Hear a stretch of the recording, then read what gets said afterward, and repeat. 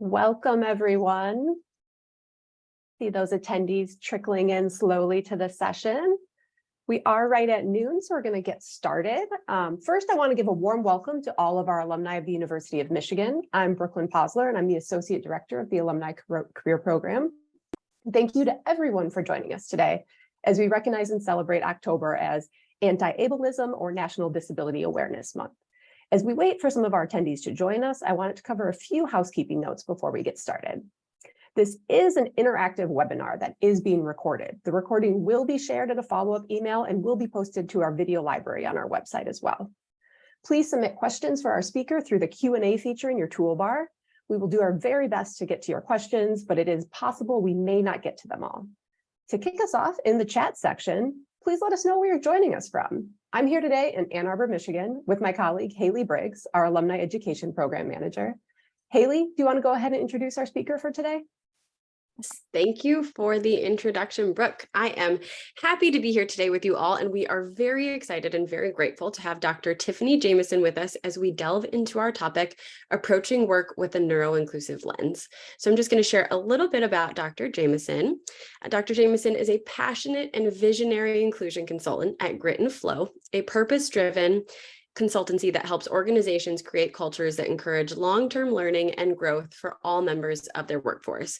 As a certified professional in human resources, Dr. Jamison leverages her expertise in revising hiring practices, onboarding, and training programs to be neuro-inclusive and accessible for all learning styles and preferences. With that, I'm going to turn it over to Dr. Jamison. All right. Hello, Blue. Go Blue. I gotta be honest, my husband is a very big pain in the butt. And he tried to get me to do the Ohio cheer. He's like, say this. I'm like, no, we don't need to do that. So I really appreciate y'all having me here. I have a lot to cover, so I'm going to jump into it. I did get some questions. I'm trying to go on the Michigan LinkedIn site, the alumni site, and answer some of the questions in more detail too. So I'll keep doing that throughout the day since we have very limited time together. So let's start with what we're going to talk about, approaching work for a neuro-inclusive lens. So we'll get into what that actually means, but a little bit more about me. The boring stuff is I have a PhD in organizational psychology. I have an MBA. My undergrad, I was a programmer. I do diversity and inclusion, and I have a human resource professional, all that boring stuff. My identities are probably a little bit more important sometimes is I'm neurodivergent myself. I'm a mother and wife of neurodivergent, and I'm a woman of mixed ethnicity. Sorry, can't talk yet. I'm an entrepreneur and I'm an inclusion evangelist. Cool stuff about me is I got voted this year by Neurodivergent as a top 50 evangelist globally, which is awesome. Very happy to have that. I'm a LinkedIn learning instructor also. There's 3 courses on LinkedIn. I'm an Ironman triathlete. And my favorite yoga pose is I like to do headstands. As a gymnast, and being upside down just makes me happy. So that's a little bit more about me. So today's plan is we're going to go over what you need to know, just some of the basics. We're going to talk about common neurodivergent traits. Once again, we can't generalize because everybody's unique, but these are common traits. And we're going to talk about or go through some Q&A. We have some Q&A that's come in, and we have some that you're going to put in there. And Brooke and Haley are going to go feed me questions at the end. So please put it in there. Once again, I'll try to answer things on LinkedIn if I haven't gotten to them during the webinar. So let's dive in. So who's this for? So there's a lot of different stakeholders or players when it comes to neurodiversity or neuroinclusion in the workplace. The first is the individual who's neurodivergent. The second is the ally. It's the individuals who want to be supportive of people in the workplace. And then there's teams and managers. How do you work in groups with people who think and communicate differently? How do you manage someone who thinks and communicates differently? So those are the 3 different ways I'm going to try to talk about each trait as I get into them. Because it's a little bit different, but it's all very similar too. So, and I'll discuss what I mean by that. So first, what do you need to know? What the heck is neurodiversity? Okay, so we hear all these terms, but basically it's a strengths-based movement. Someone doesn't get diagnosed as neurodiversity. I don't have neurodiversity. Basically, it's just a celebration that we have different patterns in our head of how we all think. It's not a deficit to think differently. It's basically, to be celebrated that we have this variety in people. And it's not an illness to be cured. So it's what we call the strengths-based movement versus the medical deficit version, where you are trying to fix somebody all the time. This is more of an embracing societal change we're trying to make. So another thing is, who is neurodivergent? This is kind of crazy, but it can be so many different things. It's an identity you have being neurodivergent. So if you think about it, like, if you like statistics, which is, always fun, you kind of have this range of people, the bell curve, I guess you could say, of how we all think and how our minds process. But a neurodivergence person is a person who goes outside of that normal on some different areas of just the way their brain cognitively processes things. So a lot of times you'll hear most likely autism, ADHD, dyslexia, dysgraphia, and learning differences. But if you see this diagram here from my friends at Genius Within, a lot of other things are considered neurodivergent. We have a lot of mental health or mental illness. Bipolar is also considered neurodivergent. We have OCD, Tourette's. All those things are considered neurodivergent traits. But once again, I like to say it's something you identify as being neurodivergent. A new quick thing on language too. When we say neurodiverse, our group at Grit and Flow, the company I own, we think neurodiverse is everybody. We're all diverse. So neurodivergent are people that diverge from the normal. So that's a little bit on some of that language. So today I'm using this neuroinclusive lens, and I'm very visual oriented. So you'll see me referencing a lot of seeing and looking and lenses. But what we've learned so my company Grit and Flow started 5 years ago because I found out about the unemployment rate for autistics, 85%. And I remember sitting in this room and I fell off my chair and I was like, holy blankety blank blank, what the heck? I have an autistic son and he's phenomenal. And there's no way these outcomes are okay for him. And then I worked in our community with a lot of other autistic people, and there was no reason for it. So we dove in, and as we dove in, we've realized that it's the businesses that really aren't embracing the uniqueness of the neurodivergent individual. There's all these therapies, all the neurodivergent people are being told to change and to learn to have strategies, but the business kind of needs to meet them where they're at. I always say, like, we got to kind of come together. So as we got into consulting work, working with businesses, we realized that what we were helping businesses do didn't just help the neurodivergent employees, it helped every employee. So what we started doing is saying, okay, let's take these things we've learned from neurodiversity and diversity inclusion in the workplace, and let's talk about how it affects everybody else by looking at it from a neuroinclusion lens. It helps everybody. So that's what we mean when we say looking at it from a neuroinclusive lens, is looking at how we can help everybody by the lessons we've learned from neuroinclusion or from neurodiversity inclusion. A big thing is language is important. There is no right or wrong way for the way to talk about somebody who is neurodivergent or disabled. It's a very personal thing.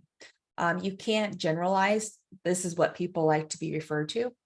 So when I say referred to, let's give some examples. So there's person first language.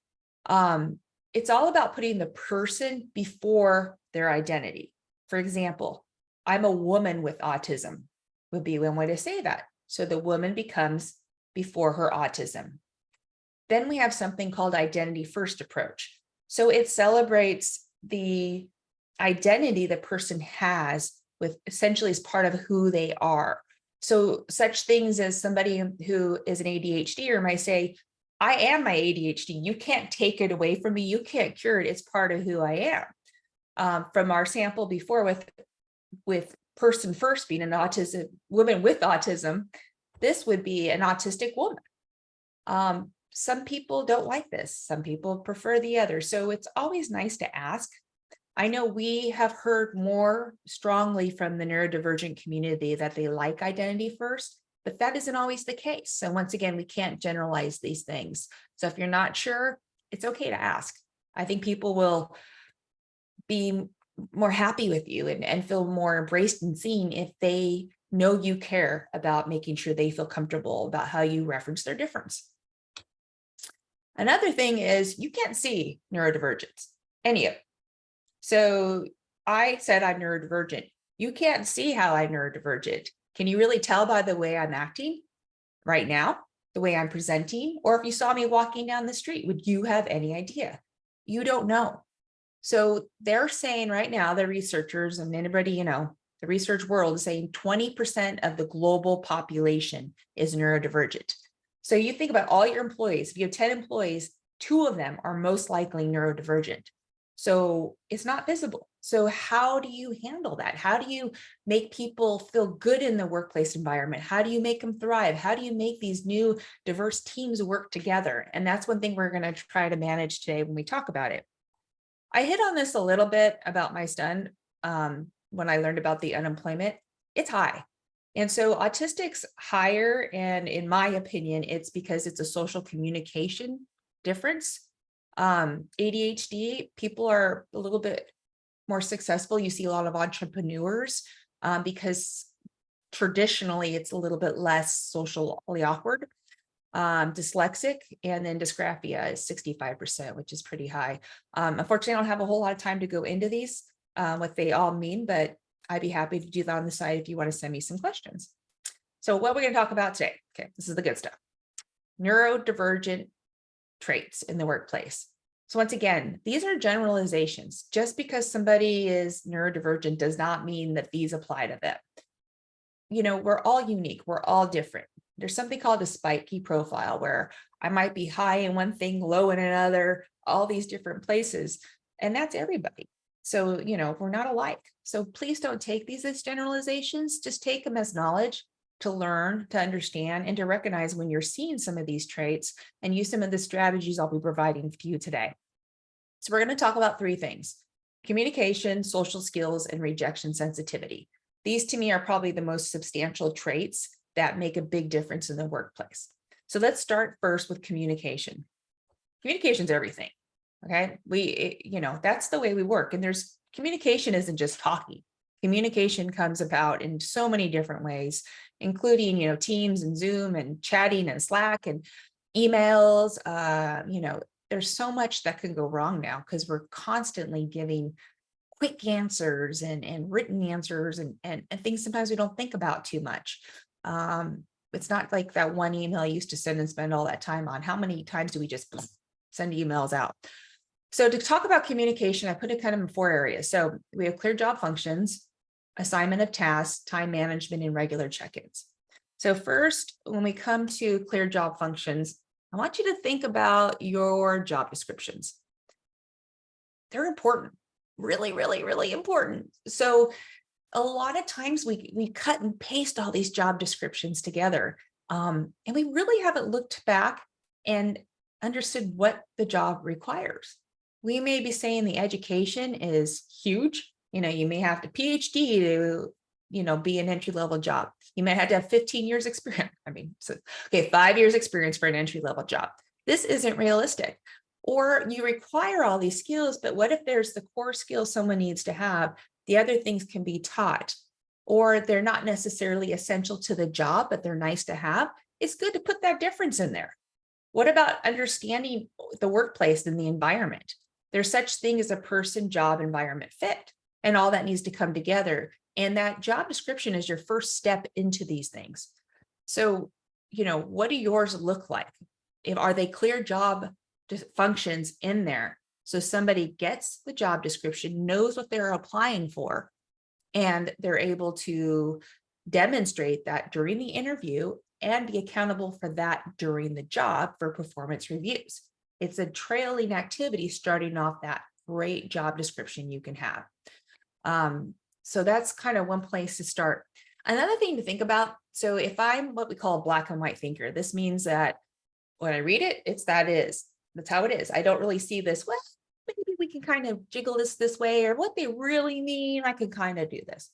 A lot of people who are black and white thinkers, and that's a lot of neurodivergence, they won't apply for your job if it says you need to have X and they don't have X, but maybe they have every other skill you need, or they have, 1 year, 6 months experience, but you require 3, but they just kill it at this job. So make sure that you're not being exclusive by pushing people away who are black and white thinkers, by having non-realistic things on your job description or too many things. What are the core skills? So the important thing with this, with the clear job functions, is when somebody becomes an employee, they're going to hold themselves accountable.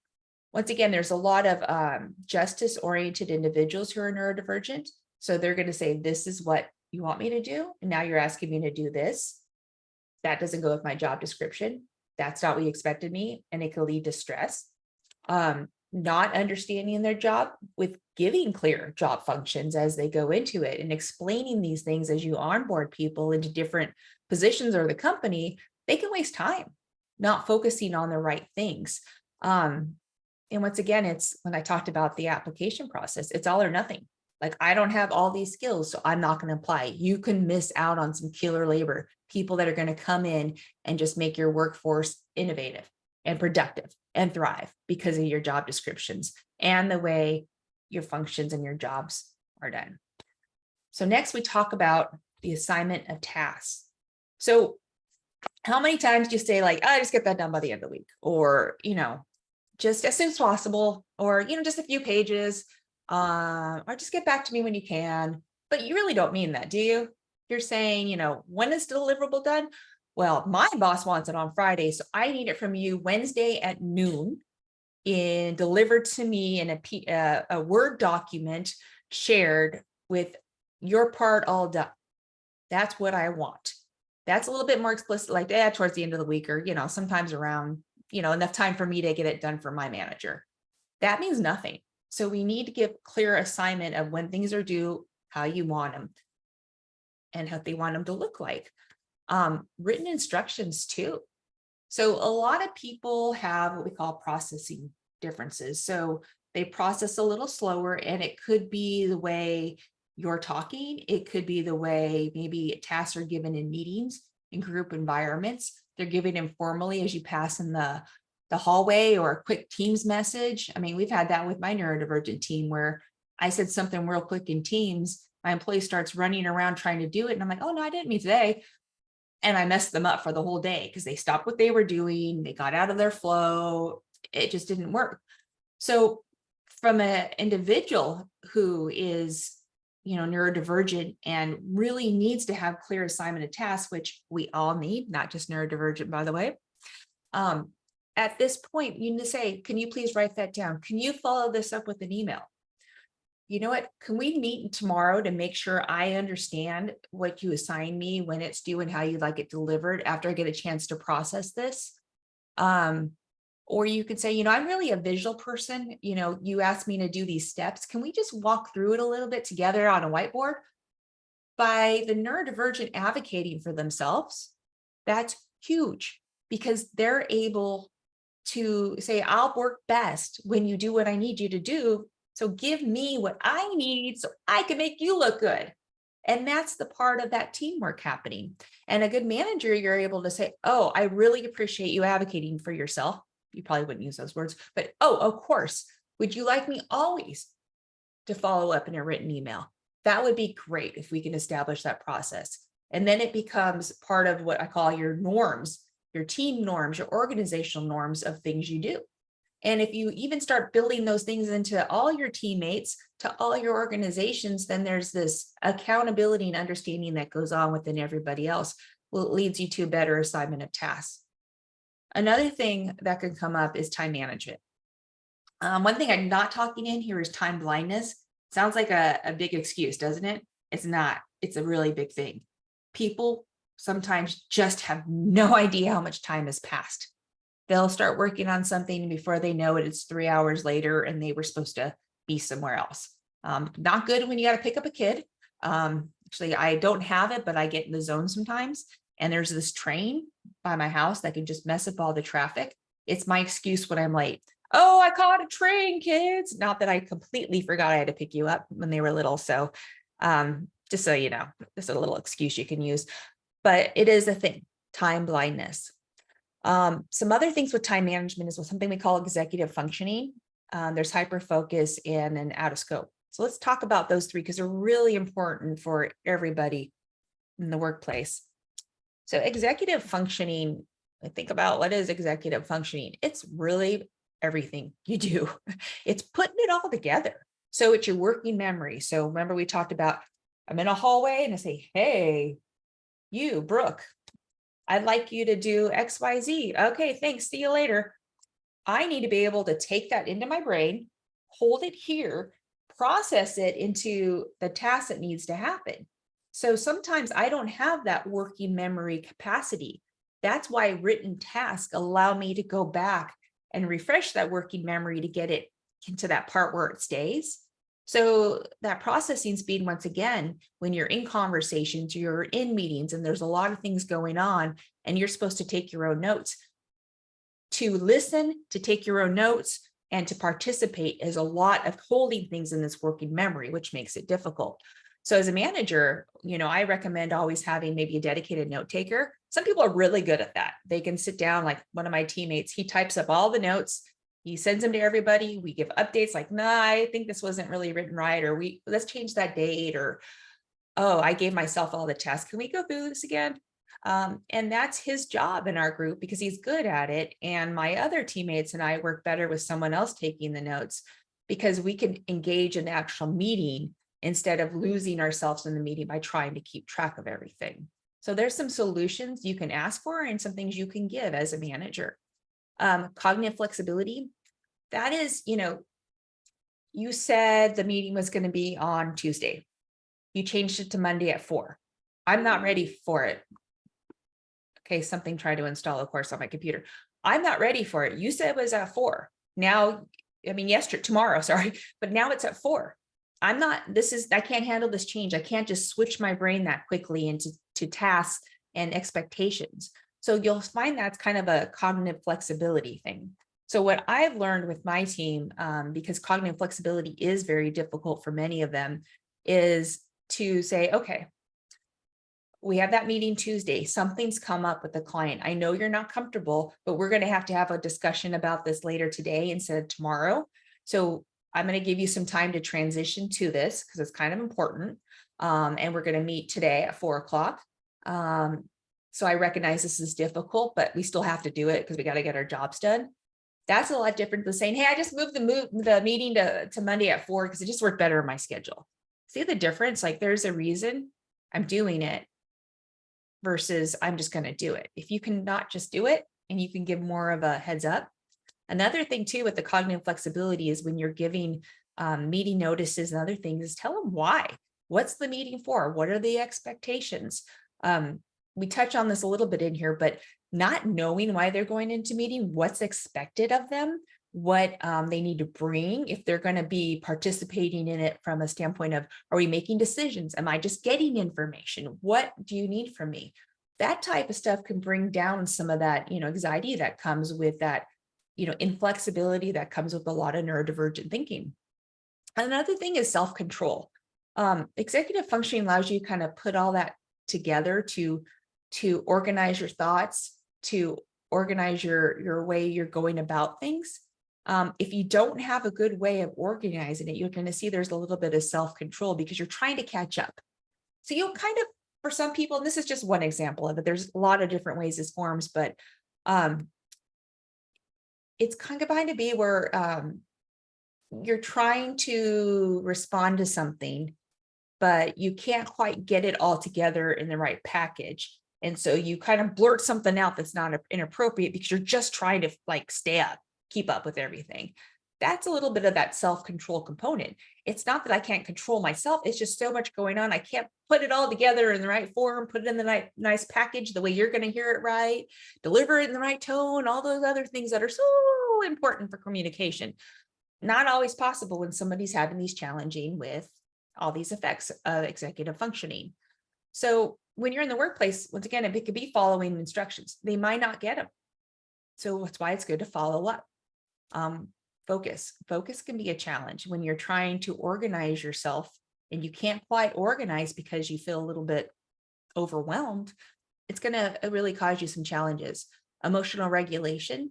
If you're taking in so much and you can't quite figure out how to put it all together and people are demanding things from yourself, you're going to get a little emotionally just deregulated. You're going to be trying to make everybody else happy, trying to do your job, but there's a part of you that this isn't the way you do your job right.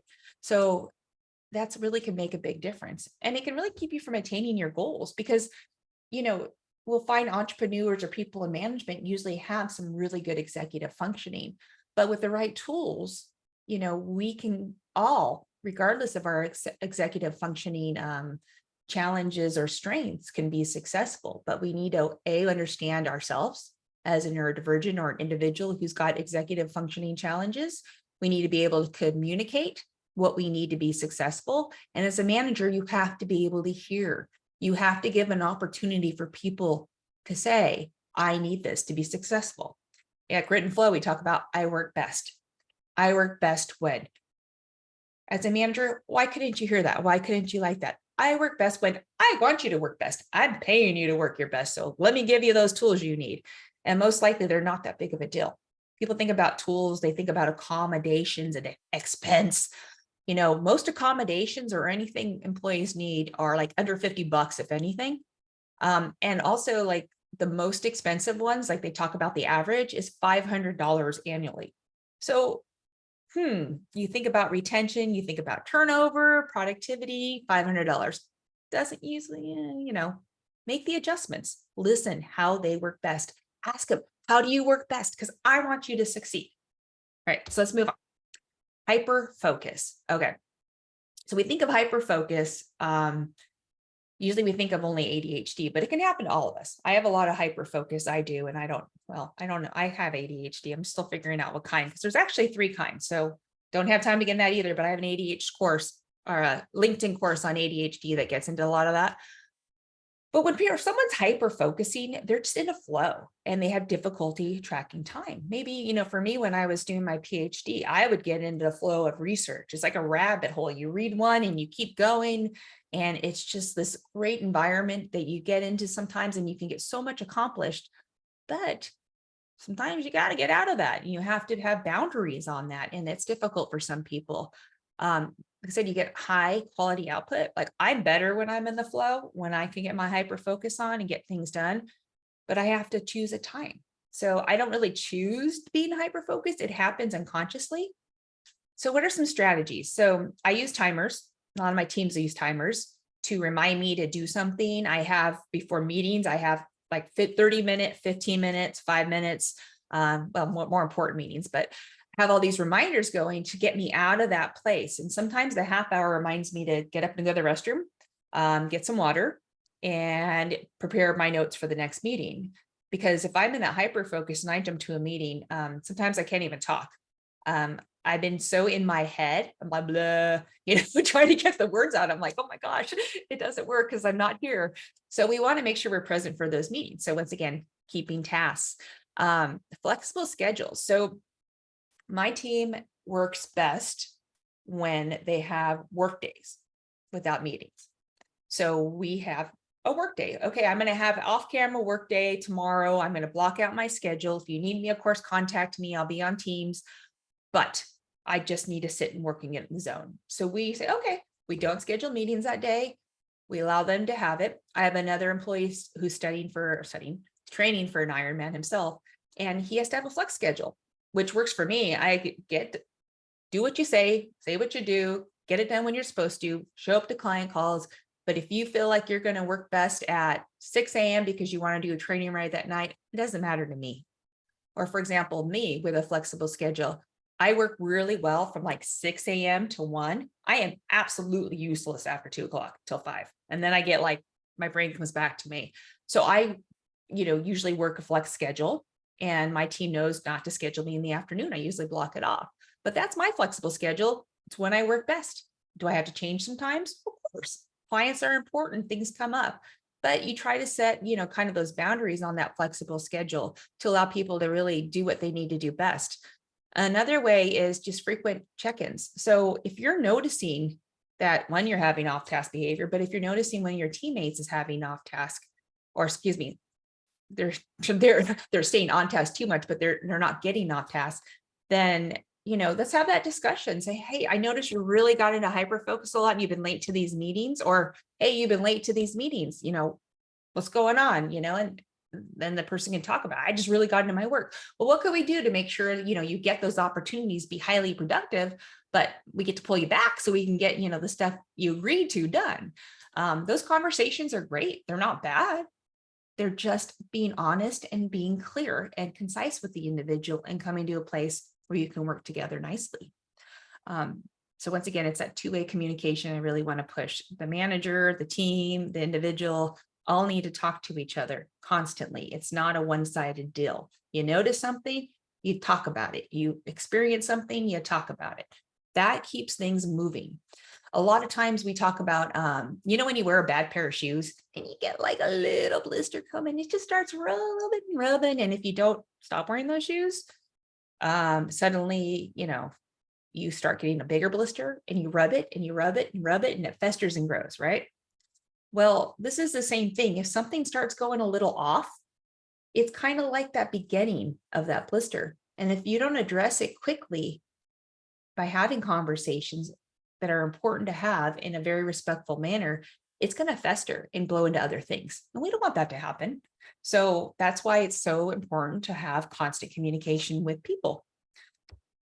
So we also see times where people have difficulty focusing or staying on task, which is another time management challenge. Sometimes it's sensory. The lights, like my mom's house, I have my son's autistic and my two nephews are autistic. They are like fluttering lights and they cannot be in the kitchen. It drives them absolutely crazy. I have other people who've had to wear uniforms, but the fabric on their skin just eats them. They can't even like handle it. It could be, you're sitting by the water cooler and everybody has a conversation and you just can't stay on task because it's getting you. There's a lot of different things. It can also be just a disinterest in the task. And that's, unfortunately for individuals who have ADHD, sometimes those unpreferred tasks are a little harder to stay focused on. That's why it's so important to have that person, job, environment fit where I'm doing something, I know what I'm doing, I get in the groove, it fits my skill sets, I'll be more successful. I'm most likely to stay on task when I'm doing something I know I can do well. So that's once again why that job description is so important. But once again, you have to realize that hyper and difficulty focusing really are unconscious efforts. No one wants to be off task. No one wants to not get their deadlines done. Once again, this isn't something when say, I think I'm going to slack today. That's not what's going on here when you're neurodivergent. It's just the way it is. So strategies. Once again, the hybrid work is important for a lot of people because they can control their environments. For example, for me right now, I have a heater on, which I'm starting to sweat. I have a cozy seat. I have a thing for my feet to come up. I have different monitors, and I'm able to create this nice environment for myself. If I went into an office, I probably couldn't have all of these things I wanted. I would probably be being called, around a lot of my manager. So having dedicated time to focus in my office where I can close the door or other things are great for me. And that's my flexibility. It looks different for everybody else. But we found out with the COVID pandemic, a lot of people who are disabled who weren't able to get accommodations had to start working from home. And they found that their satisfaction with work was so much higher because they were in this nice, safe environment. They were able to adjust their lighting, their desk. They were able to take the breaks they needed when they needed it. It was just great. So suddenly we have all these people who weren't as productive, really productive because they were able to create environments that suited their sensory needs. But once again, if you have things that are picking and bothering at you, then, you're not going to be able to stay on task. You're going to be looking away. You're not going to get your stuff done. So hybrid works, once again, align skills with task. And another really big thing I found with neurodivergence is where do I fit into the big picture? So I can ask a teammate to can you just write a paragraph on, autistic traits? Why do you want a paragraph on autistic traits? I just don't understand. It's a paragraph. You can write a paragraph, but I have to explain, we're writing a manual. And in all this manual, we're going over all these different pieces, but I'm trying to just focus on different pieces of it. So if you can write this piece, it'd be really helpful for me to put it in, and then we can move to the next piece. Oh, a part of a bigger thing. Okay, I understand that. And they're more motivated. But when you give somebody a task and they always don't really know where the end goal is and where it fits in, we find a lot of people aren't as bought in, aren't as productive. And they just don't get that excitement about their job. So it's okay to let people know, where they fit into the bigger puzzle of what you're doing in the workplace. So now we're going to move into something that's happened to me, not to me. Well, actually, I've done it too, but in my workplace. So I gave somebody a task and they're like, this is great, Tiffany. I got these great ideas, X, Y, Z. Like, all right, you go. So I give them room and space because I'm like, they're so on it right now. They got these great ideas. And before I know it, it's this big in all these different directions. And I was like, oh my gosh, what have you been doing with your time? Like it was supposed to be this big and now it's all over the place. And I sit there scratching my head and saying, why did this happen? And what I've come to realize is I didn't check in with that person to make sure that they were staying on task. It wasn't so much, it was a mutual problem. We both were participants in this thing getting blown up. They didn't ask questions for clarifications and they didn't request check-ins. Hey, can I make sure I'm on the right track more frequently?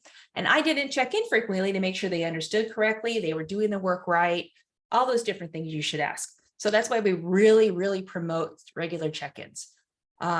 It's just things can get bad.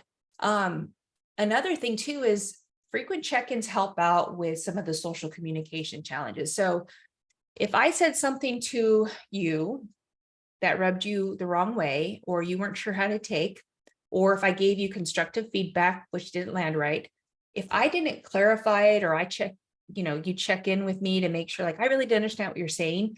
There's this thing called catastrophizing, where things just blow up in your head like a balloon until they burst. And you're making everything worse. You're making everything bigger than it needs to be. When if you would have been comfortable asking some clarifying questions, you probably could have kept that from happening. And as a manager, if I went more often and talked to you on a daily check-in, or let's see where you're at on that task, everything else, I can get that conversation going and create a rapport between us where you could start asking more clarifying questions and make sure you don't start making kind of a mountain out of a molehill or let your blister fester. Those are the types of things that are really important. So with our last 8 minutes here, we're going to move into some social skills after I turn my heater off. Yes, I'm a wimpy Southern Californian, sorry. So social skills, we're going to talk about nonverbal cues, social battery, camouflaging, and intent versus impact. Reading nonverbal body cues. So how many times you see someone doing this, or oh my gosh, all those different things. Well, that's body language. You're communicating to people that maybe you're stubborn, or you're upset, or you're sticking your foot in the ground and you don't like it. Maybe I'm thinking like, oh my gosh, I can't believe that just came out of your mouth. Or where are you going with that? There's all these different things we do with our body language, more that I would show you if it wasn't Zoom. But you may think like, are they not interested in what I'm saying? They not noticing I tried to change the subject? Because we find a lot of people who are neurodivergent, actually a lot of people in general, but they get into something they love and they just will continue on the conversation because they're so excited about that they want to share that with you, or something, once again, they're passionate about. And you're trying to be polite and change the, maybe get them back on task to the conversation, or you have to exit, or you don't really care anymore, but you're still trying to be polite because that's the kind of person you are. And you try to do different things. The person may not notice. And so you're thinking, wow, okay, well, this person just doesn't care what I think, or they're clueless, or, you start thinking all these bad things. And that's not really what's going on. So what you need to do is don't rely on nonverbal cues. So if you notice that, say, hey, so my son, we're just going to use my son again. He loves Warhammer. He loves Warhammer. It's a game. It's yeah. And it's awesome that he plays it, but most people don't want to hear all the details about he's a creative writing major and a computer science major. So he's talking about like the details of the parents coming in and creating this. And most people are like, I don't get this, but he can keep going. He loves it. But I'll say, Jake, this is really interesting. I like what you're sharing with me, but, I need to talk about something else right now. Or, you know what, maybe some other time we could talk about that in more detail. So I try to, not rely on him with me going like this, or maybe falling asleep on my son because he goes, on about passionate topics. Sometimes I have to say, hey, I love what you're saying, but and make it very concise about what I'm trying to do, that I'm changing it, once again, politely, respectfully. Don't assume that people understand your mannerisms. We're doing a person-centered workplace certificate right now. And one of the main things we're talking about is, with body language and communication, you have your ethnic differences. You have, your cultural, from the sense of your location, geographical. All those things come into play with the body language and other things. How can you possibly assume in this workforce we have now that we're all communicating in the same way? So it benefits all of us to just ask straight out, or be, hey, you know what, I really need to move on to this topic. But once again, we can be respectful of that. We don't need to be rude. So that's nonverbal cues. Preserving the social battery. This is really a thing. So some of us are really extroverted, can be out with people all day long. Some of us aren't, extrovert, introverts. But there's a difference between being able to have your battery charged throughout the day. So when I say that, I think about, this is how I like to explain it. It's actually called conservation of resources theory. Imagine you wake up with a cup of water and you have that water, and throughout the day, water splashes out, sometimes a little bit more if you get in trouble or you do something silly. But at the end of the day, you have just a little bit of water left, but then you go to bed and you wake up with a brand new cup of water, right? And you're ready to go because you got a good night's sleep. Well, somebody who has challenges preserving their social battery, and we'll talk about what that means. They wake up with their cup, but their cup has holes in it already. So they wake up and they're using energy already as soon as they get up to put their fingers in the hole. And so suddenly you're going, okay, I'm kind of tired. I got to get to work. I got to do this, but it's a little bit harder for me. I'm trying to make sure, okay, what do I wear? Is this acceptable for this workplace? I need to think ahead. My executive functioning is hard. I have to think about lunch, breakfast, lunch, my appointment afterwards. Do I have everything? I got to commute to work. There's traffic. It's stressing me out. I get to work and now I have to put on what we're going to call camouflaging your face, which we'll talk about in a minute, and try to pick up on everybody's social cues, which isn't natural to me. So I'm working 10 times harder to do that. So you might see people who leave events early. My husband, he's like the master of leaving things without people seeing them. You might see him wanting to have a little lunchtime alone. Or maybe they'll be interrupting people because it's a lot putting it together. There's a lot. So we're going to talk about some of the scenarios. This is a really big thing. So camouflaging and masking. So when we say camouflaging and masking, it's really trying to make yourself fit in with the environment you're in. We all do it in a little extent, but individuals who just, their brain works in a way that deviates from everybody else around them, they're trying to fit in because they don't want people judging them. They want to be liked, they want to be included, and they don't want to be discriminated against. So now that you have this person who's camouflaging into this environment, I always say like being a pretzel, when everybody else is being this free flying thing, because you're trying to make sure you fit. You want to do your job. You don't want to be pushed aside. So we find a lot of people doing this, and it takes a lot of stuff out of them. Especially we find women now, there's a lot of women being diagnosed in their 30s and 40s as autistic. And that's coming from the diagnosis criteria being very boy-centric. So we weren't diagnosing girls when they were young. And also there's a lot of kids that are being diagnosed and the women are going, whoa, and a lot of the fathers too. That kind of sounds like me too. So those things come up. So the camouflaging and masking is a really big thing, and too much, they can get deregulated, exhaustion, and do something we call burnout. Burnout is when you have put it together and held it together for so long, you can't anymore. And it can cause mental illness. It can cause you to lose work, be on productivity or low productivity, all those things. And we don't want that of any of our employees. So by allowing them to embrace who they are, and you're embracing who they are and giving them the tools they need, they don't have to do this as much. And they're bringing more of that battery to do their job well, than they are trying to make you like them or fit in well.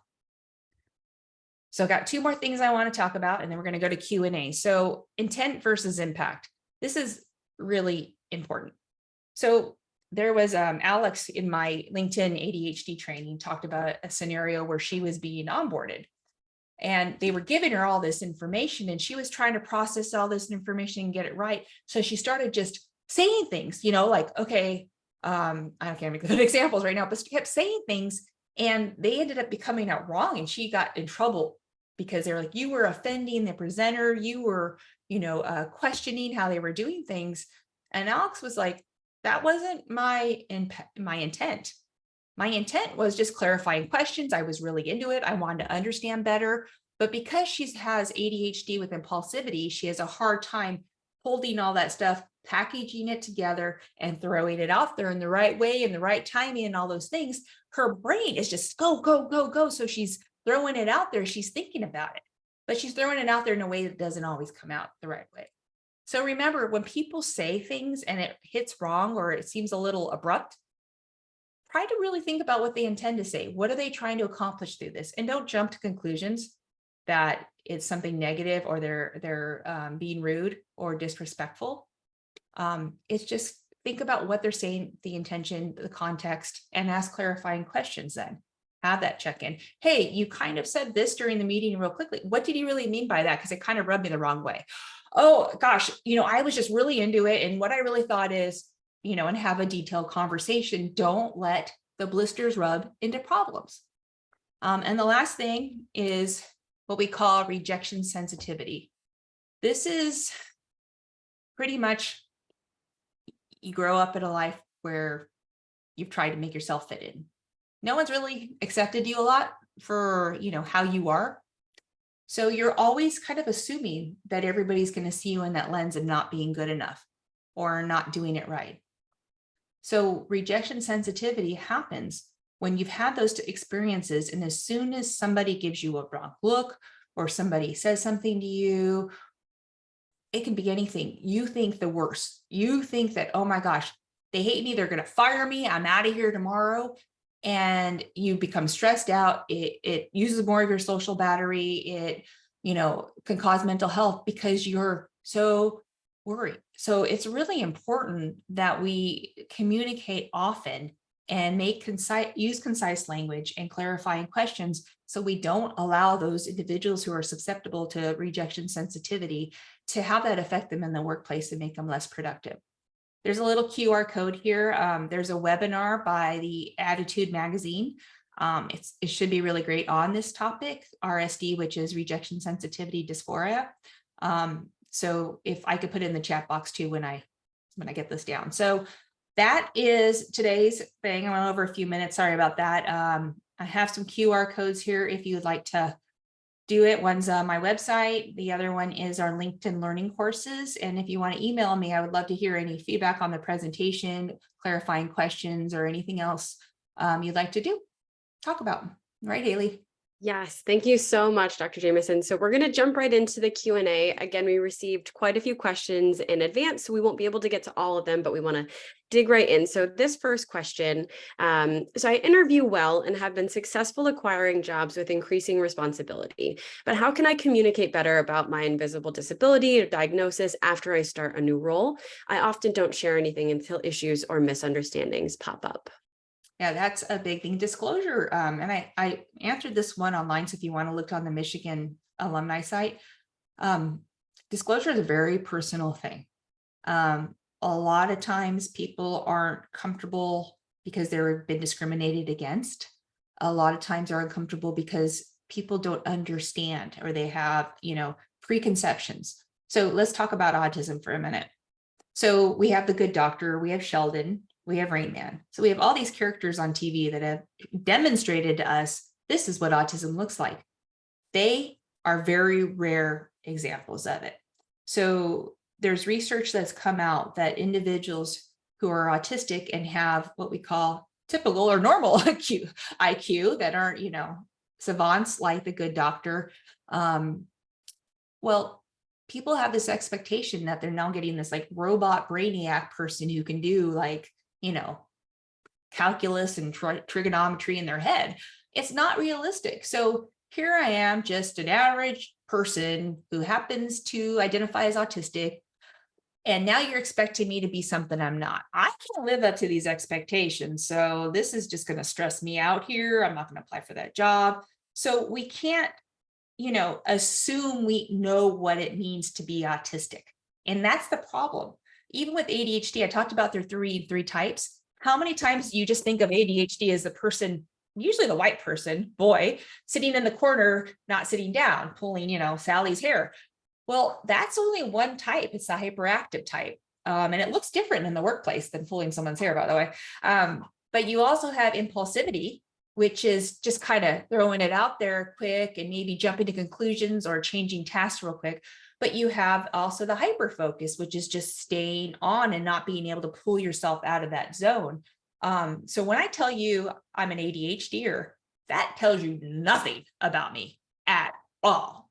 So when I disclose, I always try to do it this way. I work best when. So if I was disclosing to Haley, I'm really excited to work here. I want to talk to you about some ways I work best. So if you can provide me follow-up written instructions when you give me tasks and we can have a checkup the next day, that really helps me to stay on task to make sure I'm doing the job right, because I really want to do a good job.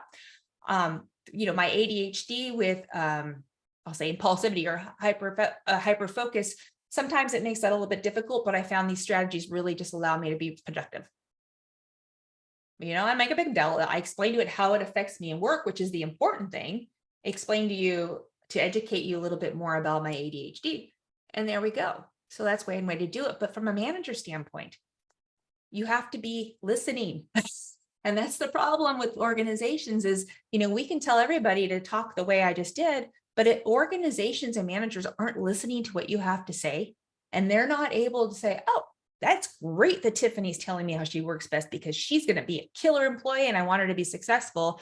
Instead, you're saying, well, how are you telling me how you're going to work? You're going to make me write notes, or whatever else it may be. Or you just giving me more work.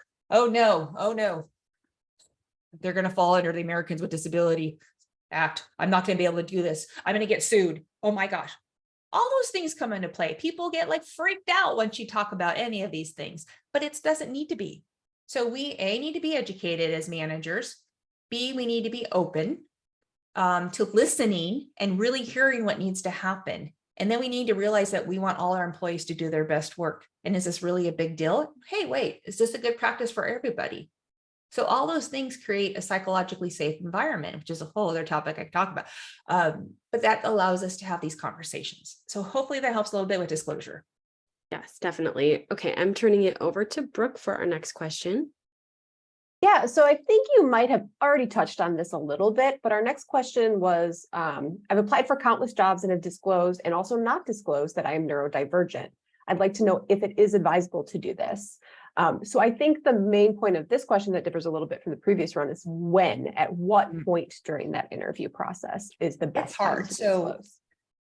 There's studies that show, and they're a little older studies, so like 2017, that had somebody, three resumes, we'll say, of three people with the exact same qualifications for a job. But they had cover letters. One said nothing, no disclosure. One said spinal cord injury. One said Asperger's, which was a previous form of autism they used to diagnose. Guess who got the job or got asked for the interview? So I think it's up to you if you want to disclose early, but I think a couple things to keep in mind. What I just said about what does it mean to have Asperger's? What does it mean to have a spinal cord injury? And how does it affect your work? By putting those in cover letters, I feel like you're not allowing somebody to get to know you and see you before they're jumping to conclusions. And unfortunately, that's just sadly how human beings are. Another thing to think about is look at the company before you apply. They'll, usually have some kind of neurodivergent support group. So ERGs or employee resource groups are a great way to show that they're showing support for that population or any of the different neurodivergent conditions, or I don't know what you want to call them. I don't know what to call them either. Autism, ADHD, learning differences. Those might be in there too. What are they saying in their corporate social responsibility report? Are they talking about people with disabilities? So you want to see what things they're doing as a company. Also asking people around you, looking at their website, seeing what things they talk about. That really tells you if you think this company is going to be inclusive. But then I would do it during task assignment, but during the interview, if you feel that it's an important thing, or if you have some behaviors or other things that you feel get in the way from you interviewing well, tell them straight out. You might see me if you had Tourette's, you might see me tick. It looks like this, but just give me a second and da da da. Or, say, well, I'm autistic, so I would really appreciate it if you would, that my face doesn't always match my reactions. It's because I'm processing what you're saying, but I'm really glad to be here. Because sometimes that's a thing that's going on. So you have to work that into there, but you have to make it, once again, something they can understand. Because if you throw out a blank diagnosis of something, it really doesn't mean a thing to anybody. That's great, Tiffany. Thank you. I got to answer something real quick here. Somebody Yeah. I just did. You cannot ask somebody if they are disabled or neurodivergent in an interview. That is against the Americans with Disability Act. Yes. It's up to them to disclose, but if you suspect, or if you hear, and this is a whole other conversation too, that they say something, you do have to react to that. It goes to, it's called this, I just went blank, interactive process. So I just saw that in there, and I just wanted to make sure we made that straight and clear. Go ahead, Brooke. Yeah. And so similar, I was going to touch on that question that was asked in the Q&A section. And I think it also kind of relates to the first one that's in our Q&A from Andrew. And again, you already touched on, if someone is already hired and brought on, how you can help them be the best at their job that they can be. But what tips do you suggest in being more inclusive during the hiring process for the manager? Can you provide questions in advance? What other examples? That's it. So one, good job descriptions, that people aren't exclusionary, so they're not pushing people away. So make sure they match. Two is a good job of advertisement. So such things as a day in the life. What does it look like? What does it feel like? A lot of people, especially autistic people, they have a hard time going into things they don't know, especially for interviewing. So a lot of times, it's giving them as much information in front to know what to expect will make them more comfortable and break down barriers to get their best selves brought to the interviews. Giving questions early is critical, telling them the exact agenda, who they're going to meet, giving them exactly where they're going to park, what dress is required, and don't say business casual, because what the heck is that anymore? I think we're all confused. Is that sweats now? And then explain to them where they'll pay for parking, where they check in, how long it's going to be. All those things are really critical to breaking down the barriers to have people do their best during the interviews. During the interviews, also skills-based interviews or job previews. So seeing them and allowing them to get their hands on the task. We had a huge employer who, they hired over 45 people from the disability and neurodivergent community. But what we created is boxes, because this was a manufacturing, where people tried out the different jobs, and it was just the core skills, some fine motor skills, some sorting, some visual things. And we were able to see them do the job, see how they asked questions, clarifying questions, how they responded to my feedback. But also they got to know what job they were getting into. And then we took them out to environments of, this is what it's like. They got to see the sounds, they got to see the lights, they got to feel for it. They set that in their mind, and they knew what job they were getting into. So they came in 100%. Without all those things, you're having a lot more barriers to success in the beginning. So that's just a few. I could probably go on for an hour on that. That's absolutely fantastic. Thank you, Dr. Jamieson. And then I think we're almost at the top of the hour, so we're nearing the end of our session. Haley, do you want to ask one more question? Yeah, and I'll try to group them together. So Dr. Jameson, you offered so many great strategies, I think, for allies, for employees, for managers. But we had a question that was, would love to hear tips on how to mentor neurodivergent employees toward performance improvement in ways that feel supportive rather than punitive. And then sort of along that, I'm going to try to weave two questions together. How can allies support neurodivergent employees in environments that might be slow to change? So we've shared these resources, but what if the environments are slow to change, and how do you not alienate coworkers that are also slow to change, but are certainly open to these strategies? Oh boy. Well, first of all, when it comes to performance, it's really coming down to good job descriptions, making sure you're doing check-ins, that you're having regular feedback sessions and performance reviews. If those things are in place, you're working with the person and then you're giving them tools through performance and improvements to make them better at doing their job. But it's not coming from the left field. It's not, well, that's it's not coming all of a sudden and without warning.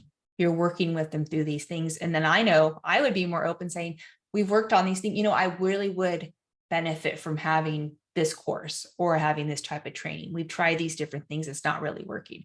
So those things are really helpful when you're trying to do performance. And it's just good evaluation processes. It's having a good, employee experience with all those things going on, which you should be doing for everybody, because we should know where we stand, right? And we should know what we're going to be, the criteria we're going to be expected to be evaluated upon. The second part, totally spaced. No, that's great. So how do you approach an environment that might be slow to change, or coworkers who are slow to change to adapt these strategies, but are certainly open to them? So change is hard. So a lot of what I do as an organizational psychologist in this field is change management. It really comes down to education and providing tools. So you want to make sure people understand why you're doing this. So sometimes you have different approaches you have to take. So if there's, ethos, pathos, and logos. So the logical, the ethical, and the emotional appeal. Those are all things that you take into account. So when you're making change happen, you have to meet the person where they're at. And you're going to have all the multi-generational ages that are going to require different things for change.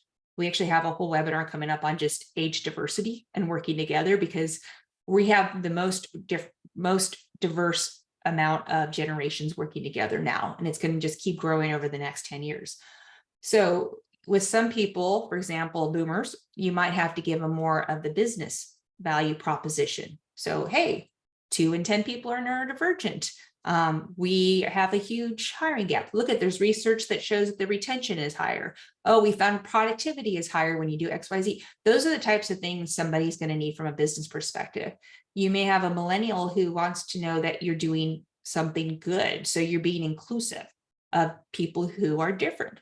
That can be another way. I mean, I really think it's just good business. So I don't necessarily promote like these ideas, but you have to have them. That's just the reality of change management.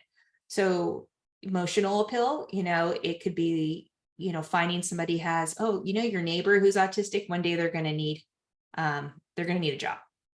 So what's this going to look like? Are you going to change the world better for them? You kind of have all these different ways you go about it. And that's just how you go about with change. But you have to really get buy-off from the top. You have to have your leadership of your team that are buying off on these ideas of inclusion. Then you need to give people tools and the okay to get it right and get it wrong, but have resources. So the things I find most important in the work I do working with companies is constant conversations. We try to keep those blisters from happening. So you need to give resources to allow people to answer questions as they go, so things don't get bad. So people are continuously being educated based on that person in that job, in that environment with that manager, because that whole combination is unique in every way. So those are some ways. There's a lot, but that's kind of the basics I think I can go over in this time.